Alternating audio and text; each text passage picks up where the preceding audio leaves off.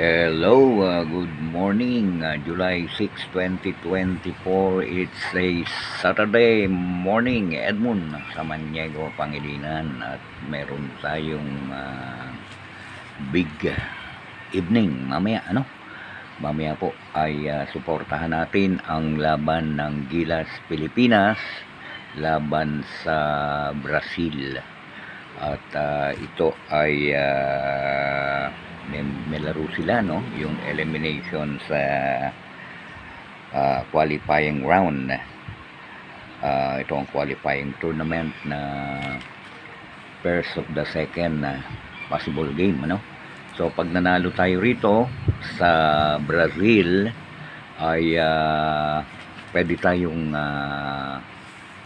mabigyan ng pagkakataon uli, either Latvia or yung Cameroon team, kung sinong manalo ron ay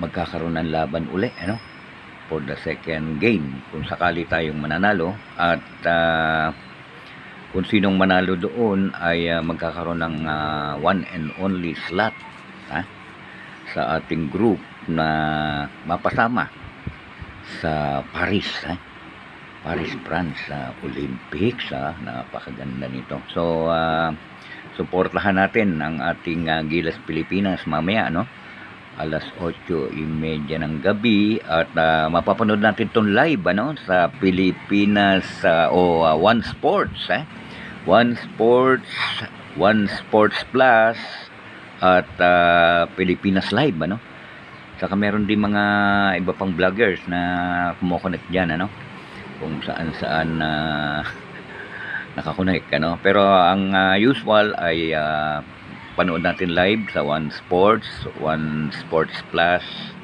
at ang pangalan nito, Pilipinas Live. Ayun. So ayan, So ang top 1, ayan, top 1 Latvia versus top 2 yung ngayon Cameroon, tapos top 2 tayo, Philippines naman lalabanan yung top 1 yung Brazil. So marami pang mga groupings yan, iba-ibang lugar, pero mag-focus na lang muna tayo dito sa group natin, na ang host dito ang bansang Latvia, So yun, so kung manalo tayo ngayon, possible na malamang manalo yung Latvia at take 2, rematch to. Ganda ng laban kung sakaling mangyari, ang repeat games, nanalo tayo nung nakaraan dyan, pero medyo pagod din ang Latvia noon, saka nagkaroon ng overconfidence yata sila at inisi-isi tayo, O ngayon alam na nila kung ano ang category ng Gilas Pilipinas. Most probably i-assert nila bilang number 6 sa rankings, At tayo 37 rankings tayo. Pero na-upset natin sila noon. So most probably hindi na papayag na matalo uli yan, Lalo na dito pa sa bansa nila ginagawa yung liga. At na-frustrate yung mga fans nila, At di ma-accept na talo sila.